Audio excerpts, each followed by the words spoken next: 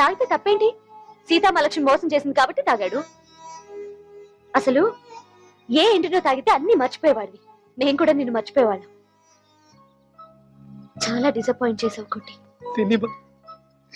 Cinema సంగతి మీకెవరికి తెలియట్లేదు. ఇలాగే చాలా మంది ఆ అమ్మాయి బతుకు కోసం ఆ అమ్మాయి వెళ్ళిపోయింది. ఆ అమ్మాయి లేకపోయేసరికి తట్టుకోలేక వీళ్ళ మందు తాగి